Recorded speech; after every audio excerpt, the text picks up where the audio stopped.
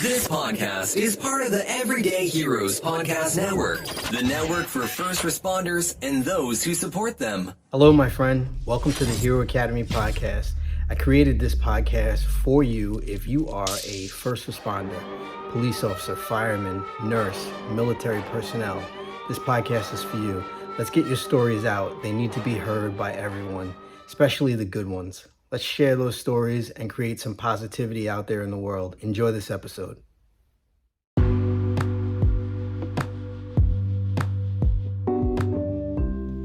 Hello, guys. Welcome back to another episode of the Hero Academy. In this episode, this man will inspire you, I promise.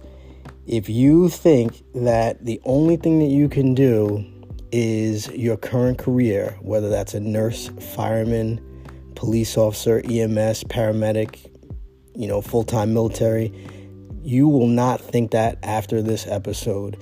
In this episode, I have Matt Dix. He has written more than 6 books. He is an author, columnist. He's a blogger. He's a podcaster. He's a playwright and an elementary school teacher, which he works his full-time job. He's won 45 Moth Story Slams. So that's where you go on stage and you tell stories. He is a professional speaker. He is a coach. He speaks at corporations. He is a filmmaker and a writer. And did I mention that he is a prolific writer? He writes every single day. In his spare time, he's also a wedding DJ, minister, and a life coach. So this man has a wealth of experience. I hope you enjoy this episode. So I am here with Matthew Dix. You prefer Matt or Matthew? You can call me Matt. You can call me Matt. Matt. Yeah, I like Matt. Who calls you Matty? Only one person in the world? No, a bunch of people call me Matty. Actually, I grew up with Maddie, sort of right post high school. They called me Maddie, a bunch of my buddies, and it stuck with a bunch of people. So, some people at work weirdly call me Maddie, and they're like, "Why do you call him Maddie?" And it's just because they've known me long enough, and they've heard like one of my buddies call me Maddie. So, I have 2 people in my life that still call me Davey. Yeah, I picked up Maddie later in life, though. I wasn't called Maddie until I was like 19. Okay. So yeah. It's a later in life nickname. My DJ nickname is Maddie too. We're always Maddie and Benji. So any DJ client that I've dealt with has always called me Maddie. All right. For those that don't know you, can you tell a quick 3 to 5 minute story of your life? Oh, right. Yes, sure. Well, I grew up in Blackstone, Massachusetts, which was a tiny farm town, sort of in Eastern Mass, about an hour from Boston. I grew up poor and in a broken family. And when I was 18, I got kicked out of my house by my stepfather. I graduated high school and basically, all right, have a good time. You're on your own now. So I moved in to a house we called the Heavy Metal Playhouse with my buddy Benji and another guy who we eventually got rid of because he was messy and didn't pay the rent. And I lived there for 3 years. It was great. And that ended less great. I ended up getting arrested and tried for a crime I didn't commit. I was managing McDonald's restaurants at the time. So I got arrested and tried for a crime I didn't commit. I ended up homeless. I eventually got taken in by a family of Jehovah's Witnesses who used to work for me. I shared a room off their kitchen with a guy named Rick who spoke in tongues in his sleep and Mary and Jerry's indoor pet goat. It was the goat's room before Rick and I ever came along. So it was technically sharing its room with us. And so I lived there for more than a year, waiting for my trial, working 2 full-time jobs to try to pay a legal fee. I eventually went to trial. I was found not guilty, thankfully. And then I moved to Connecticut, where my buddy Benji had moved to. He introduced me to a girl that brought me to Connecticut. I eventually got to college on my own. I started college when I was 24. I finally made it to community college for a couple of years. I did really well in community college, got a full scholarship to Trinity College. I began an English degree. At the same time, I began a full-time program at St. Joseph's University, which was an all-women's college. And so I was going to 2 colleges simultaneously, getting an education degree and an English degree. We have a St. Joseph's over here. It's probably the same college, and it was 90% women, mostly becoming teachers. And Yeah. I went for about 2 semesters. Yeah. Yeah. St. Joseph's here now is co-ed, but when I went to it, it was all women's. Wow. I get to go through like a weird loophole. Trinity College and St. Joseph's had a consortium deal where if you couldn't get a class at Trinity that you wanted, you could go to these 4 other schools, and one of them happened to be St. Joe's. So typically, guys wouldn't choose to go to that school; they would pick another one because they knew it was an all-women's college. But that was the place where I could get an education degree. And so usually a Trinity College student might take 1 or 2 classes at most over the course of their entire career at Trinity through this consortium. And I just sort of exploited the loophole and did a full degree program at the same time, which was challenging. But after you're homeless and sort of in jail, everything will always seem easier than that. So You weren't distracted by being around women all the time at 19, 20 years old? no, I wasn't 1920. Remember, at 1920, I'm like living on my own in the Heavy Metal Playhouse, managing McDonald's restaurants and being poor and, eating macaroni. I actually went to the library and looked up scurvy at one point because I realized it had been so long since I could afford fruits and vegetables that I was worried that I might get scurvy because we were only eating pasta. So I was like 25 to 29 when I was doing that, which Okay, is so you're a little still, more mature. yeah, I was a little more mature, and I had a girlfriend at the time and things like that. So no, I was there to do work, really honestly. And I kept my mouth shut because it turns out when you're in a class with all women and they're there because they wanted to be in an all women's school, and suddenly a guy's sitting in the room, you realize like keep your hand down, be the last person to speak, become a good listener, all that stuff. So I graduated and I became a teacher. I became an elementary school teacher. I've been teaching in the same school, in the same classroom, just about for the last 22 years now. I began writing novels about that time, right after I graduated from college. They didn't publish for a long time. I published my first novel in 2009, and I have published 6 since, plus a book of nonfiction on storytelling.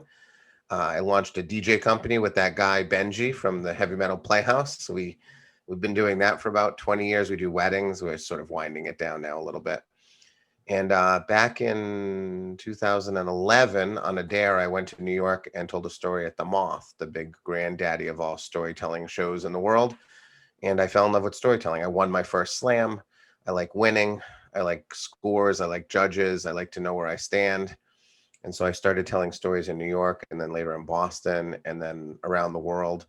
My wife and I launched a company called Speak Up in 2011, where we began producing shows here in the Connecticut area. I began teaching storytelling, first grudgingly, and then I sort of fell in love with that too. So now I teach storytelling and consult on marketing and advertising and communication with companies all around the world while still teaching elementary school and DJing weddings. And I've got a wife and 2 kids and 2 cats. And I like to play golf poorly. I like to play poker well. And that's about it. There's other things, but that's enough. So I love poker too. But I found you guys because I looked up storytelling in podcasting, and Speak Up Storytelling came up. I started listening, and then I said, "Oh, they're right in Connecticut. I'm in Long Island. I'm gonna go check these guys out." And you know, I went to a storytelling workshop. It was awesome, and I can't give you enough praise, but I don't want to spend the whole 30 minutes, 45 minutes giving you praise. I don't want you to do that either. No, I'm good. Yeah. What's the thing that you're most passionate about? Is it would you say teaching in general, or is No. it writing? You know what I tell people is I'm passionate about words, because if you look at all the things I do, it all is wrapped around words, whether I'm putting words on a page, whether I'm speaking them from a stage, whether I'm teaching people how to organize their words in a way that affects their communication better. I'm just mostly interested in language in whatever form it takes. So, when I wake up in the morning, I'm thrilled to be writing.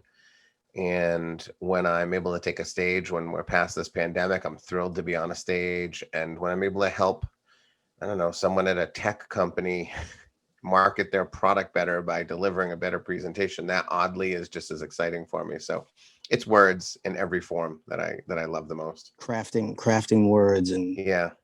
crafting stories. Um, with storytelling, what's harder than people think it is, and what's easier than people think it is? Well, the easier part, I'll start first, is just that people don't think they have stories, and that's just nonsense. The problem is people see stories as crazy, large, and, insane types of things that happen in their lives. They often think stories have to be, I did something, when the best stories tend to be actually pretty quiet. Most of the stories that I tell, if you were watching me as the real important moment happened, you wouldn't even know I'm having a moment, because everything happens sort of in our head. A story is about realization or transformation, change. And oftentimes it's you just suddenly see or think about the world in a new way. And it doesn't usually happen while you're bungee jumping, or, while you're getting in a car wreck, or, I don't know, winning a baseball game. None of these things are actually the moments when these things happen. They just happen between our ears. So the easy thing is I can help people find stories in their lives very quickly and very easily. And it turns out that people have lots and lots and lots of stories to tell. That's a beautiful thing. The hard thing, I guess, is that to tell a story, at least if you're going to tell it sort of in a public way, stand on a stage or present in a meeting or speak at a conference, the tricky thing is, people tell me they're nervous, like standing in front of an audience is going to make them nervous. And they always want this magic pill. They say, like, well, how can I not be nervous? And I always say, well, you just have to go be nervous and do it. And then the next time you'll be less nervous. Like I always say, the difference between you and someone who's doing it is they've just chosen to be brave and you've chosen to remain a coward. Oh, That's kind of how it is. Like in life, there's lots of things that frighten us, and there's no cure for that fear other than to actually go do the thing and discover that it won't kill you, it won't ruin you, that it won't be as bad as you think it is. And so they really do. People want this magic pill, this how can I not be nervous? And I say, everyone's nervous. Like you're not special. People think they walk around and that they're different than other people because they're nervous about having to speak in public. No, almost everyone is nervous. Now, I am not, admittedly, but I have arrogance, narcissism, and stupidity that weave a blanket that protect me from being nervous. But I can't think of a person who I have performed with really top-notch storytelling talent. I was once at a show with Louis C.K., and he was getting ready just to accept an award and deliver a little speech. I was standing next to him. He was nervous. Yep. Like people are just nervous. So you're not special if you're nervous. You're just a normal person who just hasn't found the courage to do something that's hard. I've heard top speakers and top comedians say that they've always had the butterflies before any performance, but they've learned to manage it. Yeah, exactly. And the other thing, I heard a TED talk last night. The guy was talking about building self-confidence in the terms of reps. And like I equate everything to working out and doing like, push-ups or anything. Like if you want to get better at pull-ups, you have to do more pull-ups. You have to do more reps. If you want to get better at speaking, you have to speak more. Yes, I agree. When people say, how can I become a better crafter of stories? I say, well, start crafting stories, and for me, I'm always working on a story. And, I sort of confine that time to certain parts of my day. I work orally, so that's nice. So like when I'm driving, I'm working on a story. When I'm taking a shower, I'm working on a story. But right now in COVID, I don't have a lot of stages to stand on. Even digital stages are they're sad and difficult, and I don't enjoy them that much. So I'm not like throwing myself into the virtual world. But I have a ton of stories I've never told. I'm just constantly crafting them, where I know a lot of people who don't work on a story until they have a place to tell it. So I say, well, you're not really working on the craft. That would be essentially like, I'm only going to do pull-ups when I have someone to punch, like when there's someone who I need to hit and to be strong. Bye. Bye. Sorry. Bye. It's okay. I'm going to put my light on because I see I'm kind of dark. So hold on one sec. Go right ahead.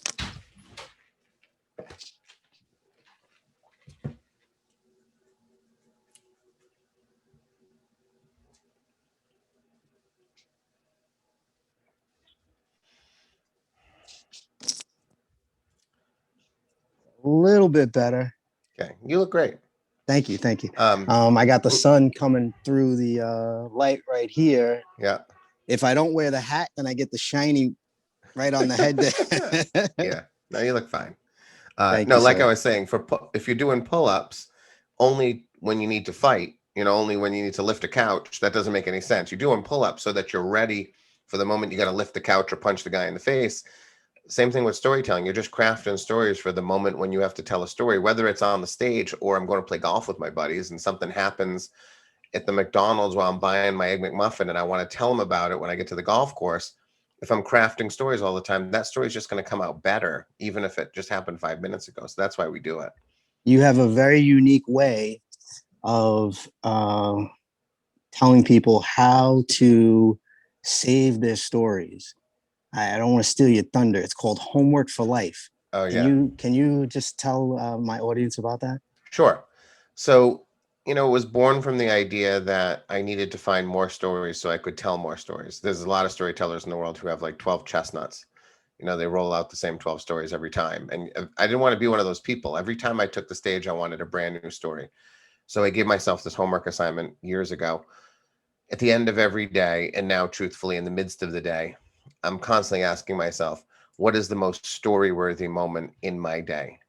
Essentially, the question is, if someone kidnapped my family and they said, we won't give them back to you until you get on the stage and tell a story about something that happened today, even if it's a day where really nothing happened, I still have to pick the thing that I would tell a story about, even if I knew the story was going to be boring and terrible. And then what I do is I search my day to find that moment and I write it down, not the whole story, because that's crazy. That's a journaler, right? Those are people who are really good at journaling when someone dumps them. But as soon as they find love again, the journal slides its way back into the drawer because nobody cares about journaling when they're happy. So instead of doing stuff like that, I want it to be short and simple, like brushing your teeth. So I just use an Excel spreadsheet. It's 2 columns. The first column is the date, and then I stretch that B column across the screen. And in the B column, I write what the moment was. So I don't give myself a lot of room to do it. That way it's not a writing exercise. It's just a capturing of ideas exercise. I call it I call it micro blogging. Did I learn that from you, or did you didn't get it from me? Up? All right, so yeah. I picked that up from someone else, but that's what I call it. I call it micro blogging, micro stories. And as soon as I heard the idea, I was like, oh, that's from Matt Dix. That's like Matt Dix. I take the same concept with jokes. I try and have like if I hear something funny or if I think of something funny, I try to do a little micro joke, a micro blog, and keep a little file. I use Evernote. You said you use your laptop? Yeah, I use Excel, but I use Evernote throughout the day. So if I have a moment during the day, my son did something this morning, and I immediately wrote it down, even though it's not the end of my day. I forget what he said, but see, that's the point of writing it down. Oh, you know what he did? He was in the bathroom, and the washing machine was going, and it was shaking the whole bathroom. And he came out, he goes, was there an earthquake? And I said, no, it's a washing machine shaking the bathroom. I said, were you still able to poop? And he goes, luckily, I was still able to poop. Right now, there might not be, that's probably not going to be us. That's not a story, right? Right. It might be a moment in a story, but even if it's not a moment in a story, it's funny, right? Yeah. So I never want to lose it because it's my kid, and I do stand up. So I want to grab funny things that my kids say because they easily can work their way into jokes about my kids. So whether it's someone says something to me that's funny, or someone says something to me that makes me look at the world in a different way, or, I experience something that is meaningful. What happens is if you do this over time, you discover that your life is full of stories. You won't see it initially. You'll be looking for the big things. That's what I used to do. I used to look for what happened. And now I just sort of see oh, I just thought about things a little differently there. Or someone said something to me and it made me feel something. And that becomes my homework for life. And now every day has oftentimes more than one moment. So today I've already gotten a Charlie moment where he said something funny to me. I'm sure something else is going to happen over the course of the day that's going to be enough for me to write it down. And many of those things become stories. So now I have more stories than I'll ever have time to tell, thankfully. So when I hear the name Charlie, I think of two things. I think Charlie bit my finger. Do you know that video? I do know that video, yes. Okay, good. Yep. Some people don't actually know that video because it's so old. It's one of the original viral videos. Yeah, it is. And then the other thing I think of is Charlie Murphy. Who's Charlie? I don't know Charlie Murphy. Charlie Murphy is Eddie Murphy's brother. Oh, I heard Eddie Murphy. I heard him talking about it. Yeah, I heard him Yeah, talking about his brother on a yeah, podcast recently. Yeah, yeah. And he actually died, but he was on the Dave Chappelle show, and he was extremely funny the way he told stories. yeah, yeah. He told true Hollywood stories because he was Eddie Murphy's bodyguard Right. Yeah, in yeah. in his heyday. Yep. Yeah. That I was listening to Murphy on maybe Mark Maron's podcast, and he was talking a little bit about him. Yeah. So my audience is firemen, paramedics, police officers, and nurses, frontline workers. Yeah. You know, Yep. people that society call heroes. But if somebody wanted to tell their story, I know you suggest not to tell their life story. You suggest to tell a moment. Right. Um, how does someone tell their story without turning other people off, without saying, look at this great thing I did? Because I actually did save, I know that I've saved a couple lives. I know that I've saved a family from getting destroyed, on the road before. Yep. So, but how do you tell your story without saying, look how awesome I am, and without turning off the crowd? Right. Well, that's good that you're asking the question, because then you get that. You understand that your mother wants to hear how you save the family, but like a lot of other people don't want to hear it. It's not the kind of story people are drawn to. Paramedics have saved my life twice. Twice they've used CPR on me and brought me back to life when I was not breathing and my heart wasn't beating. So I respect and admire and You tell their appreciate. story. You tell their story, but how does that paramedic tell the story of the guy Right. who he saved? Yeah. So what you have to do is, in circumstances like that, let's say you're a I know paramedic. it's tricky. No, I know well, it's tricky. it is. If you're telling a story about saving someone's life as a paramedic, for example, we don't really want the story only to be about you saving the life. What we really want to hear is, this thing happened to me and it changed me in some fundamental way. So by saving the life of a person, either during the saving of the life or after the saving of the life, or the talking to the family later on, or something like that, we want to hear the story about how that changed you as a person. So rather than it being a story about, I did this amazing thing, it is, I did this amazing thing, and as a result, I now see the world, view the world, think of the world a little differently, or see myself, think of myself a little differently. And it doesn't actually have to be a positive thing either. It could easily be a story of how I saved this guy's life, and 90 of his family members came to the hospital and they all supported him. And it occurred to me that my family would never do that for me. Right. That might be like your realization, which is a sad version of that story. But what you want to do is to aim the story at a way that you have changed as a result of the thing that took place, as opposed to the story about what took place. Does every story need some kind of transformation? If you want the story to stick with people and you want them to sort of love it and remember it, yes. And if you just think about it, every movie is like this too. Every movie, every book, every story that means something to people, there is a change that takes place over time. There are other stories where it doesn't happen, like, we call them a romp, a drinking story. Those stories that you just tell, like, here's a crazy thing that happened to me that makes everybody laugh.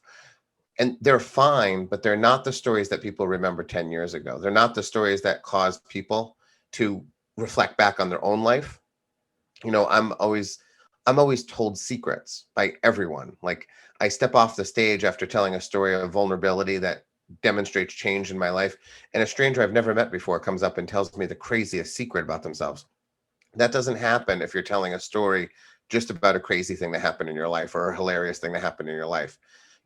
I once hit a bird while playing golf midair. Like, I knocked the bird right out of the air. It was crazy that happened, and whenever we're on that hole with somebody new, my friends usually, or I, will bring up that this is the hole where Matt killed the bird in midair, because I'm a terrible golfer. So it makes sense I would hit the bird, but that's not going to make anyone come up and tell me their secret. That's just a crazy thing that happened to me. Nothing wrong with telling it, but you can't expect to get far with it. It's just going to get you a laugh. It's not going to get you anything else.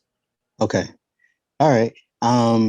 You also taught me about teaching, speaking, and telling stories in scenes. Yeah. Is scenes the same thing as a 3-act structure? No. So can you talk about both? Yeah. Well, I want you to just get rid of 3 act structure. Just make that go away out of your head. It's just nonsense. People say, what's a story? Well, it has a beginning, a middle, and an end. Like if that's actually the definition of a story, that is how I eat a Snickers bar. I eat the beginning and then I eat middle and then I eat the end. So is a Snickers bar a story? Like no kidding that it has a beginning, middle, and end. As soon as you speak, that's always going to be the beginning. And when you're done, that's always going to be the end. And there's going to be some stuff in the middle. It doesn't mean you told a story. It doesn't mean you did anything. Everything has a beginning, middle, and end. It's a nonsense concept. And so is the 3 act structure. We're not writing plays here. We're telling stories. Well, what about the hook? The hook as the first.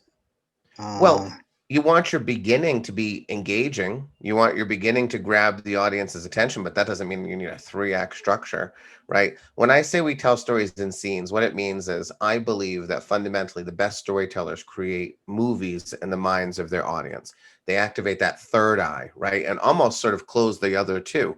In the best versions of stories, you kind of forget where you are. You forget who you are. Instead, you sort of get lost in your mind with the story that's being created by the storyteller. And in order to do that, your audience needs to be able to imagine things at all times. You need to activate their imagination. And the best way, really the most effective and the only way you can do it is to give them a scene, which is to say, tell them where you are. Tell them the actual physical location you are, because physical locations activate so much of your imagination. If I say to you, I'm standing in the shower, right, and the water is hitting my forehead and I'm suddenly remembering blank. Right. Now I can already see that. I see it perfectly, right? Now I happen to be imagining, in this case, my own shower, right? It's not what your shower looks like, but who cares, right? Yep. Unless the actual physicality of your shower matters to the story, don't bring it up. Just allow me to create this perfectly envisioned shower stall, right?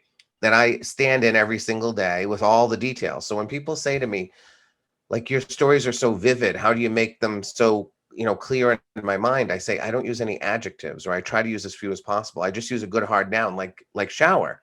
I'm standing in a shower. The water's pouring over my head, and I'm imagining something. You can see it perfectly. I'm in my kitchen and I'm cooking eggs. That's all I would say. I don't have to tell you where the refrigerator is relationship to the stove. I don't have to tell you whether it's wood or linoleum. What type of cooktop you have. Right. None of that, unless it matters to the story, and it almost never does. So we tell stories and scenes in the same way they do movies, which is they go on to location and then they put the actors on that location and they film. Same thing in telling a story. You must put yourself on location. Where are you? Tell us where you are, because that's the first way to get the movie playing. So many people don't do this, though. They start stories with things like, there's 3 kinds of people in the world. There are people who tell the truth and people who tell lies and people who stand in the middle, right? That's not a story. That's an essay on what you think is true about people when it comes to honesty, right? That's not a story. You might eventually get a story going, but why did you say those words in the beginning that mean nothing to us and will be forgotten by the end of your story? We need to tell our stories and scenes and give people physical locations. Who surprised you with great advice?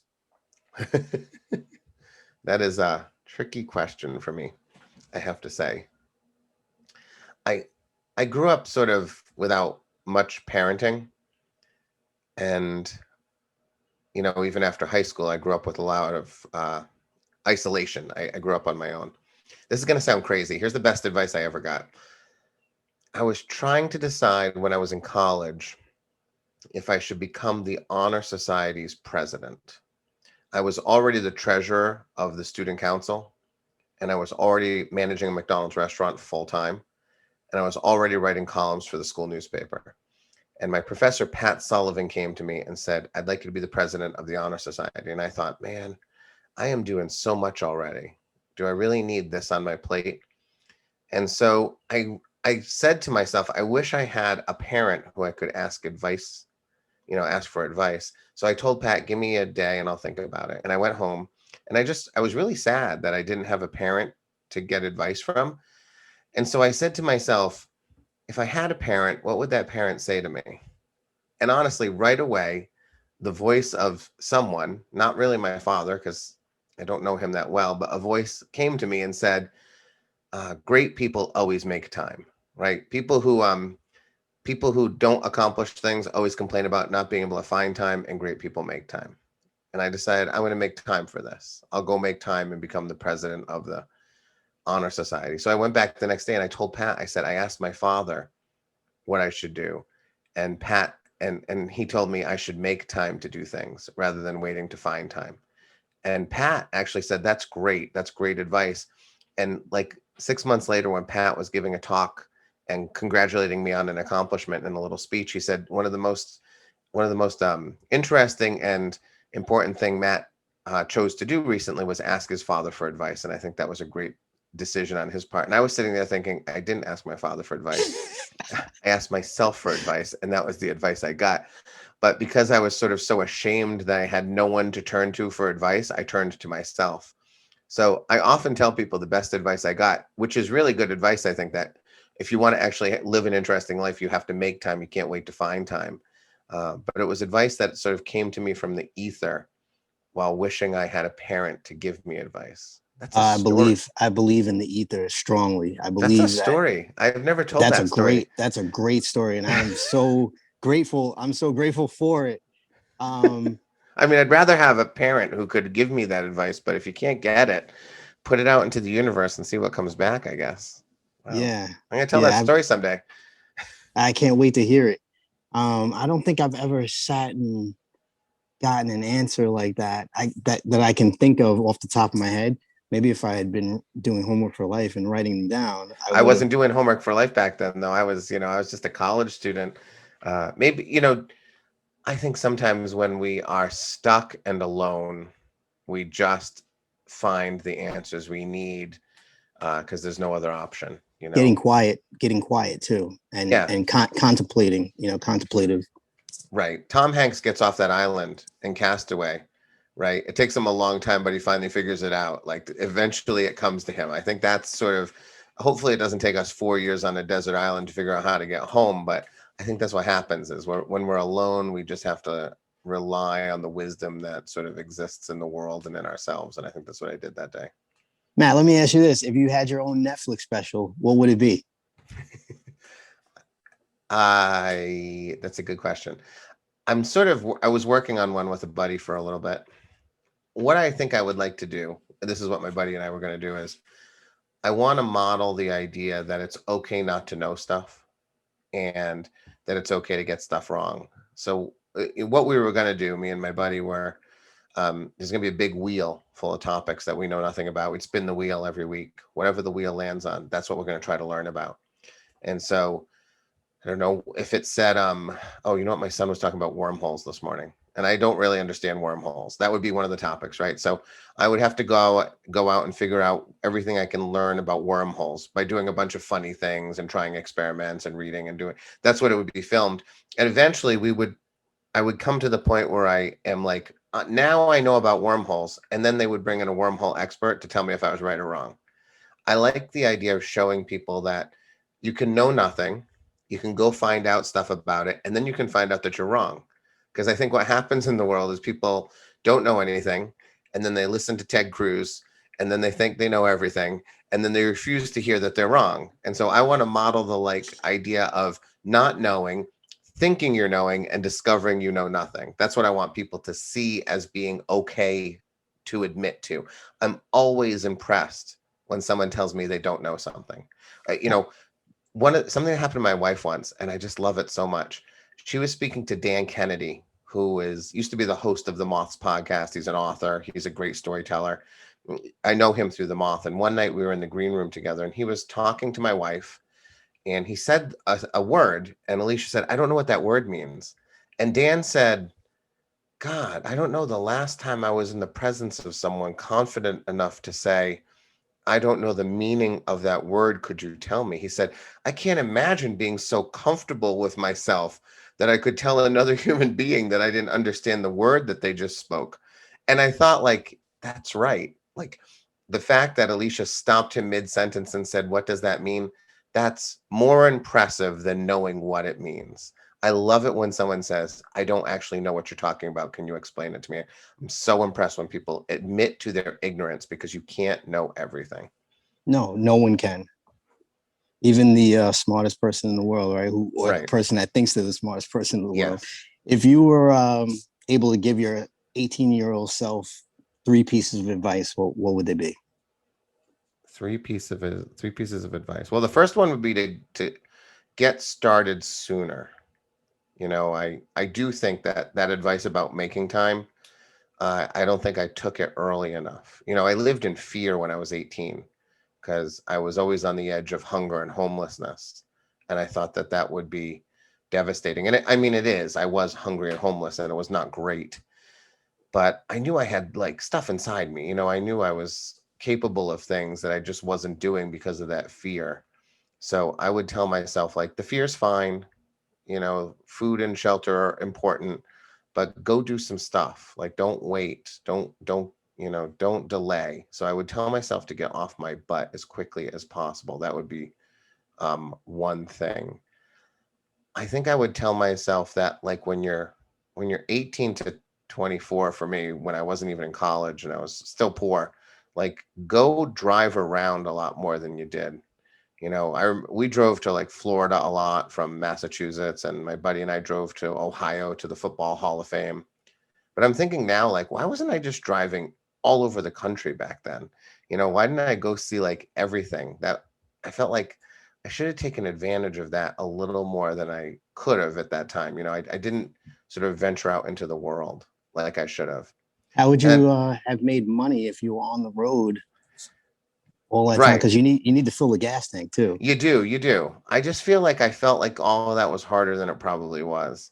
I mean, part of the problem was I had no future. In my mind, I had no future. I guess the biggest piece of advice I would tell myself is, like, you're 18. There is nothing set in stone, dude. You're 20. There's nothing set in stone. When I was 20 and I was living on my own, I had sort of resigned myself to the fact that I guess I'm going to manage restaurants. I'm really good at it. Like, I can really squeeze profit out of restaurants. And the people I work with, they were all like me. They were all kind of poor and kind of struggling. So we connected, and I was able to really motivate workers. And, my shifts were always like 100%. If Matt's working, I'm going to go to work that day. I was really good at it. And so I figured, I guess this is what I'm going to do. And rather than resigning yourself to something that, like, you're good at, but you don't really love, I would have said to myself, like, this is not forever, dude. Like, wipe that idea out of your brain. And I was sort of like 20 but going on 45 for a while. I was like 20 watching kids come through my drive-through on a Saturday, like 6 kids in a car buying sodas and going to the beach. And I was like, their age, but acting like a 45-year-old man, worrying about profit and loss statements and labor costs and things like that. And, I needed to do it at the time, but I don't think I needed to do it to that degree. I could have just gotten another job and had a little more freedom and maybe a little less money, but, I would have been able to experience the world in a way I wasn't experiencing at the time. So Here's I think, something I know that I don't know. I know that I'd like to own a vegan restaurant, but I also know that I don't want to work 16-hour days, and I don't want to be in there sweating, over the payroll and over the kitchen and what's going. I just don't want to deal with all of that stuff. I just want to be the name on it and the owner. And I know that I know nothing about restaurants, so that's why I do not invest in buying a small restaurant, well, because it I sounds, know absolutely nothing about owning a restaurant. yeah, it sounds like, there's people who tell me they want to be writers, but really what they tell me is they want to have written. They don't want to actually sit down for 180 hours, bleeding on the page to write a novel. What they really want is to sit in a Starbucks with a cappuccino and a laptop and smooth jazz. They like the thought of that, and they think that's what writing is. And then they'll do that for a while without the writing part, and eventually they'll have a book. So you really want to be like, you want to be able to walk into your restaurant, it's got your name on it, everybody knows you, shaking hands, how's your food tonight, all of that.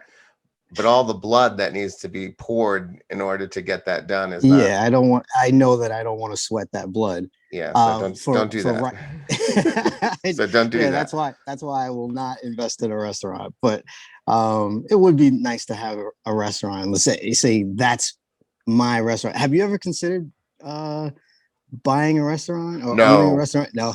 no. I know how hard it is. I know Uh-huh. how thin the profits are. I know the hours that are required. My wife and I, our dream is to own a bookstore that is more than just a bookstore, though. When I go into bookstores, I'm always appalled with the loss of profits that they have, the opportunities they don't exploit. So we It's would have a tough to book. compete against Amazon, so you have to have a unique angle. Right, exactly. So we'd have a bookstore, but it would have a performance space, and it would have workshop classrooms where I could bring in, like, oh, you know how to play the ukulele? Well, I've got a workshop space. Would you like to have a class here? I'll take 20% of the cut and you can have the space. So it would be a place where you get books for sure. You buy those books, but like a lot of other things are happening, like this community gathering place for learning and performing and getting to know people, that kind of a thing. That's our dream.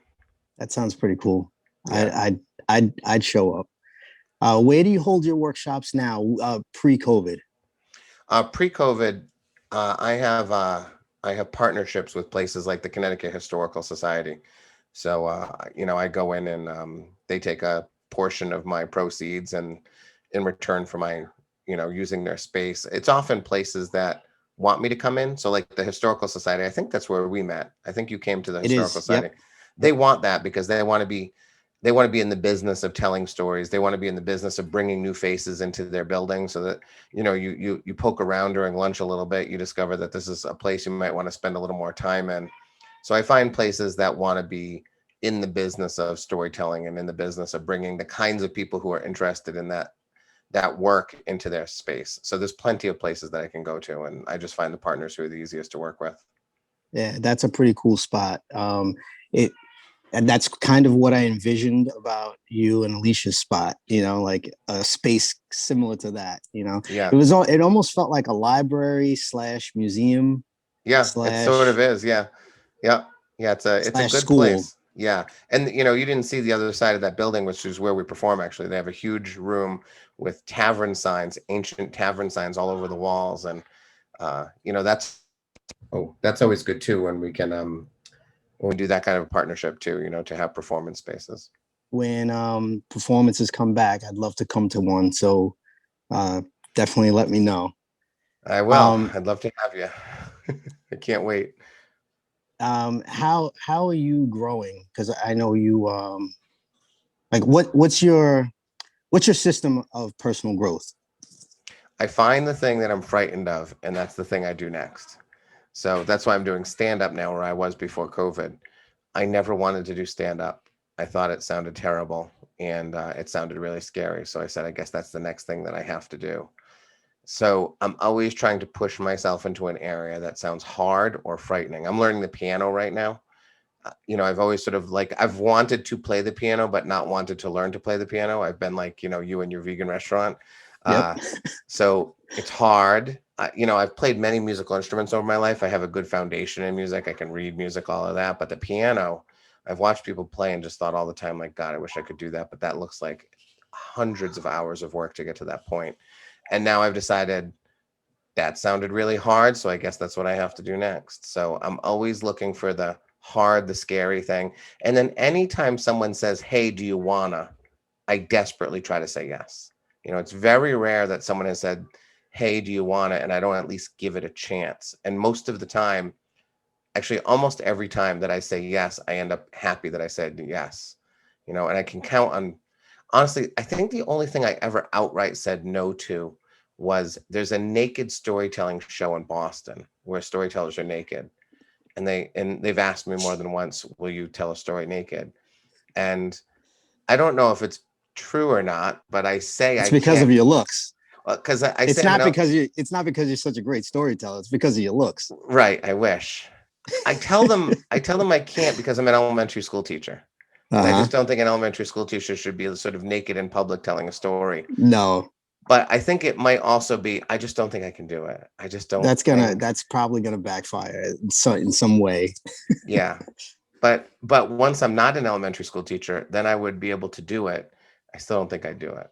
I have an idea of how many more years you're gonna teach elementary school. Yeah, my business people and even my wife tell me to stop now because I could just be more profitable doing other things. But I love the kids, so I'm thinking maybe 5 years. That's sort of a good pension year. I get to that year, and then I can start to make sense pension wise and maybe transition fully into something else. But I love the kids. I mean, my school is 5 minutes from my house. Yep. I walk in the door at 8:15. I walk out of the door at 3:45. I've been doing it long enough. I've been in the same classroom for 19 years. Like I've got my situation down, Kids, I never have problems with behavior. I get along with the kids. The parents like me. It's just too easy not to do because I love it. What's a typical work day for you? Like, what's a typical routine, your daily routine? So give me your work day and then give me your days off. Sure. Well, my day starts around 4:30 every day. Oh my get God. up. 4:30. Yeah. Well, yeah, I've always been an early riser. So I get up at 4:30. By 5 o'clock, I'm writing. I write from about 5 to 6:30, 6:30, 7 o'clock. My kids eventually come down sometime between 6:30 and 7. I eat breakfast and hang out with them for a while. I tease them, I tickle them, get them ready for school. I walk out the door at about 7:30 every day, and then I walk into the school before 8 o'clock. I pick up an egg McMuffin on the way to school, and then I teach.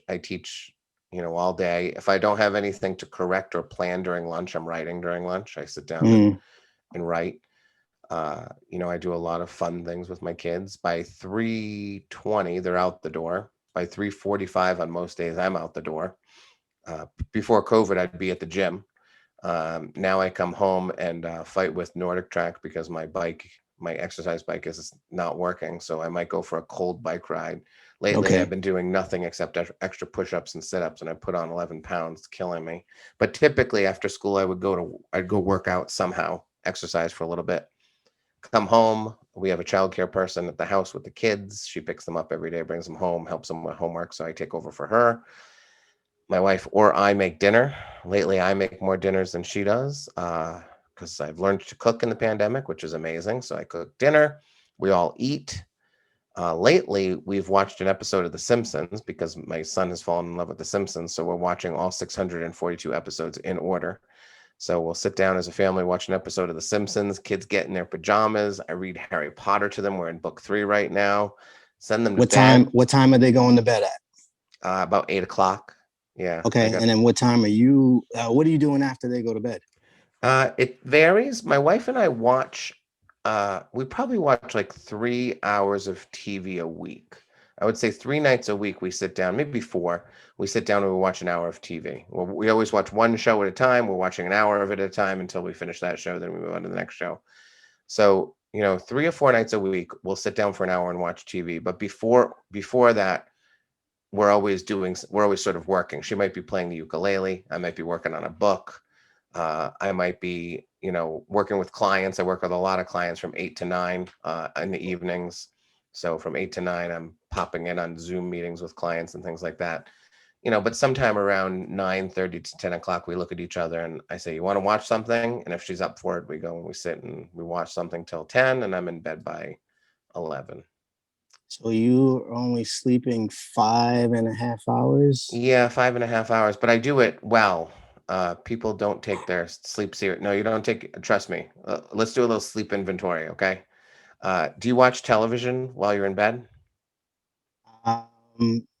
We do similar to what you guys do. We watch for a little bit and then we say, okay, it's time to shut it down. We shut it down usually around 10 o'clock. But are you in bed when you're watching the TV? We are usually. Okay, yes. Well, that's terrible. You've already ruined your sleep cycle. Do you go to sleep the same time every night? I can't because I work shifts. Oh, right. Okay, so you're screwed in that regard too. So that's 0 for 2. You're already in a lot of trouble. Do you use white noise when you sleep? I do not. I Okay. use a sleep story. I use a sleep story podcast, actually. Yeah, that's no good too. So there's a lot of things that you're sort of doing terrible in terms of your sleep. People always ask me how do you only sleep 6 hours a night? I say, well, my wife will tell you she sleeps 8 hours a night, but that's nonsense because she gets in bed and she stares at her phone. I'm already asleep. She wakes up in the morning. Oh, do you use the snooze alarm? Do you ever snooze, hit the alarm and then hit the alarm again? No, a lot of times I'll wake up prior to the alarm. When I'm on days this week. Yeah. So I work 9 to 5. Yeah. I'll wake up at 4:45, use the bathroom, and then I say, okay, I'm awake, and I go hit the gym by about 5:36. That's So good. That's a when good. when I'm on days, I'm on a great schedule. Yeah. When I'm on nights, I'm on a terrible schedule. Yeah. Right. Well, you can. Your shifts are unfortunate for you. They're going to ruin you. Oh, But what I tell people is like, if I'm sleeping 5 or 6 hours a night, I'm asleep for 5 or 6 hours. I fall asleep within 30 seconds. I don't wake up with an alarm most of the time. I usually just open my eyes, jump out of bed. Most people are not doing any of these things. They're watching TV in bed, and weirdly, they count that as being in bed sometimes, which doesn't even count. But it also disturbs your sleep cycle. So when I'm sleeping, I drop into REM sleep faster than most people. I also meditate, so I'm able to clear my mind instantly, which is why I can fall asleep in 30 seconds. I actually fell asleep in front of my class the other day on a dare.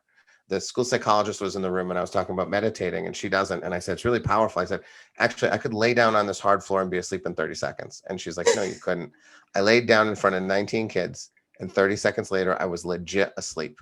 And she was like, you just dropped away. I said, you can train yourself to do it.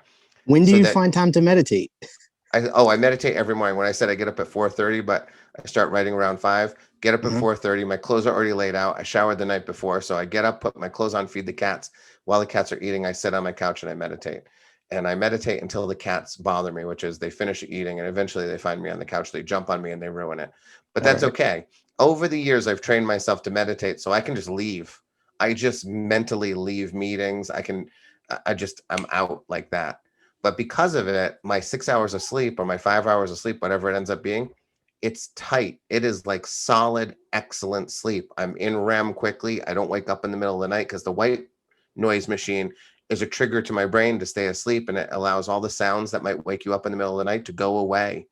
So I just stay asleep all night. I instantly wake up without the alarm most of the time, which is the best way to wake up because that means your body's naturally increasing the levels of chemicals to wake you up. And then I never snooze, never hit that snooze button. You just jump out of bed and I'm ready to go. Yeah, So I'm very anti snooze button too.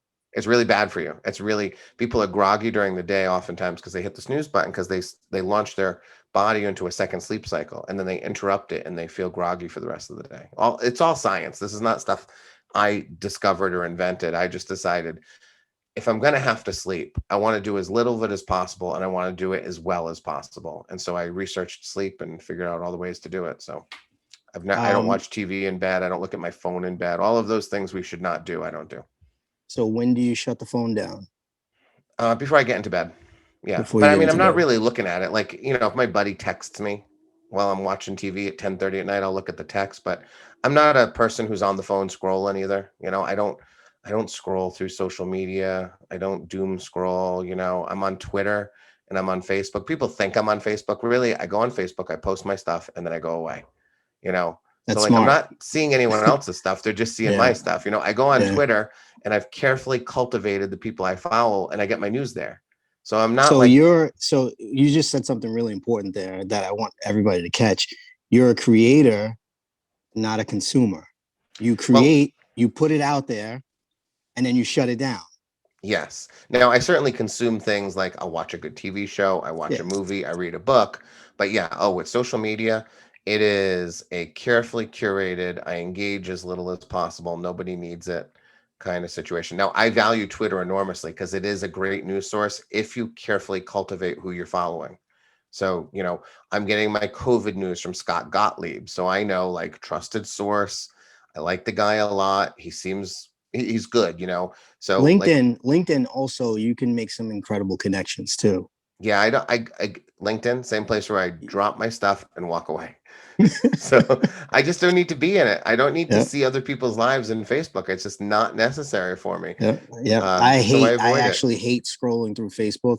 I do very similar. I drop in and I don't I am somewhat addicted to Instagram. I do like Yeah, especially when I'm at work. If it's boring, if it's quiet and the phone's not ringing, I'll be scrolling through Instagram. yeah. Same I place got there. I drop a picture and then I walk away. I got You know. about 3 more minutes with you, Matt. So I just want to ask you, what's your next project that you're working on? Are you promoting anything right now? Well, I'm always working on lots of projects. I think people should do that. I think working on one is crazy. So, I have a novel I'm working on. I have another storytelling book that I'm working on. It's basically done. I have a book on productivity because the question I get asked the most is, how do you do all that you do? And so the book is the answer to that part. There's a whole sleep chapter on sleep, actually, on making sure that you're sleeping effectively so you can recapture time. The biggest So thing with productivity for me is the calendar and scheduling things. What's like the biggest thing with productivity for you? It's obviously sleep, and you're obviously very hard on your schedule too. for me, it's the idea that people don't actually value time properly. I asked my students the other day, would you rather have more time or more money? Every kid wanted more money, and I thought, you're all stupid, right? You should want more time, right? You can always get money, you can't get time. I No, just you watch can't. people waste time. They waste like little bits of time. They're waiting for 5 minutes. My wife is getting ready to go out. I've got 5 minutes. How am I going to use my 5 minutes? Most people are going to scroll through Instagram, right? And for me, I'm going to say, I'm going to go write 10 good sentences. I say, I'm going to go wrestle with my son for 5 minutes. I say, I am going to go clean out the garage for 5 minutes. I'm not going to get the whole job done, but I'm going to hit it for 5 minutes before it's time for us to leave. I value every minute. Every minute needs to be treasured because there will come a day when you will wish you had one more and you will not have one more. And you'll think about all the minutes that you could have used and instead you scrolled or did nothing. I just watch people like stand around and do nothing, which is nuts to me. So the most important thing in terms of productivity is recognizing the value of your time, whether it's 5 minutes or 5 hours. How are you going to spend that time? That was huge. Thank you. That was a gem. I want to give you a gem real quick. All three of my sons wrestled from kindergarten all the way up, and I Yeah. would highly recommend, even if it's just one season, putting Charlie in wrestling because it gives them confidence, and it's an individual sport. It's like it's all on you. You know whether or not you put in the effort, and it teaches them mental toughness. There's so many lessons in wrestling. I could go on and on and on about wrestling, but Yep. if you don't put them in wrestling, then put them in Brazilian jiu-jitsu Oh, I got a buddy because who does that. I have somebody I know somebody who does that. Yeah. because the lessons are very similar, but it's like yeah. Go ahead. Yes. Are you almost done? I'm hungry. I'm almost done. I do have another consult, and so I'll get you some food. Okay. I'll All right, take. yeah, we got I'll one hook more you up, minute. buddy. We got one more minute, so I'm just gonna This ask kid. you I love him. he's awesome. Sorry. Go ahead. That's okay. My rapid fire my final five questions. Uh, Sure. what does being a hero mean to you? What's your definition of a hero? Being a hero is just deciding that you are not the most important person in the world, and you're going to make other people more important than yourself. I love it. When stress is at its highest and you're at your lowest, um, how do you save yourself? Well, How it's do you be either a my hero? kid. How do you be a hero to you, It's to either yourself? spend time with my kids or do something that I'm proud of. One of those two things. I'm either going to write great sentences or play with my kids. Okay, that's awesome. How do you show love to yourself? It's funny. I guess I just keep reminding myself about that time thing so that if I have a book that's due and an editor who's yelling at me, but my son says, hey, you want to go fight with me for 5 minutes or watch The Simpsons? I always say yes to the kids. I always say yes to my wife first. Everything else comes second. So, That's awesome. Don't and you also told me something really incredible the last time that we spoke that we have to get in there. You keep a file of compliments. I actually started to do that. yeah, I do. Yeah. Anytime What does that someone, do for? What does it do for you? well, if I'm down for whatever reason, if I just need to pick me up in Evernote, I've got something called compliments. And over the years, every time someone emails me or writes to me or even says a compliment to me, I add it to the file. And then when I need something, when I just need like a little bit of a boost, I open the Evernote file and I just scroll it till it stops, sort of. And then I'm returned to a moment where someone appreciated me in a significant way. And that reminds me that I am appreciated in the I world. started doing that since the last time that we spoke, and Teresa loved it too. Yeah, it's we let those things go. We forget the nice things people say to us. So refuse to forget them. What's your power today? What's your strength, your best ability? Wow, what's my best ability? I'll I mean, tell I you what guess. I'll tell you what I think your best ability is. Okay. It goes back to your Netflix special. your ability to learn and your ability to teach. I think like your ability to learn something and then go ahead and teach it. I think if other people could learn that skill from you, I think they would be miles ahead of where. So I have a framework. It's called LIT: Learn, Implement, and Teach. So that's how you get your business lit. You learn, you implement, and then you teach something. And I think that's one of your greatest abilities and your greatest skills. What do you think is your greatest ability? Well, I guess, I mean, that's a hard thing to say. I I guess know it's you're teaching. not a braggadocious person. No, I mean, I guess it's teaching because it comes so easy to me in a lot of ways. I watch my colleagues and, they work so hard, and I'm just lucky that I'm able to connect with kids and with people very quickly, in meaningful ways. And once you get someone connected with you and they like you and they're having fun, you can almost teach them anything. So for some reason, I understand how to teach You're an awesome inherently. teacher, Matt. Thank you. I appreciate And it. just for fun, if you had a Yep. super comic ability, Oh, superpower, what would it yeah. be? There's only one that you're allowed to really choose if you're an ethical person. It's you should choose to see the future because you can forego doom and destruction from people. Anything else that you choose is selfish. Even if it's like, I'll be Superman and I'll save the world. No, no, no, no. You should create a world where it doesn't need to be saving. I should be able to go, hey, there's a tidal wave coming at Fukushima, shut down the nuclear power plant, right? Don't let that thing overheat and explode and create all of that disaster. So I think the only morally ethical choice of a superpower is to see the future so that you can prevent disaster. They would want to lock you away and run tests on you, and I'm working on a. and other governments would want to steal you. I know. Like Well, you'd be in constant danger. I'm working on a book about it. Actually, I told Leisha this might be my new novel idea. You'd have to cultivate a situation where you can communicate it to people without letting anyone know who you are. And you'd have to become reliable enough that whenever it was arrived, people would believe like, oh my God, another egg arrived. We have to listen to the egg because the last egg predicted it correctly. So I think the book would be like cultivating a relationship with a reporter, but not letting the reporter ever know who you are. Matt, You I want to know, respect your time and I want to say thank you very much because you got to go. So I just want to ask if people want to reach out to you and get in touch, how should they find you?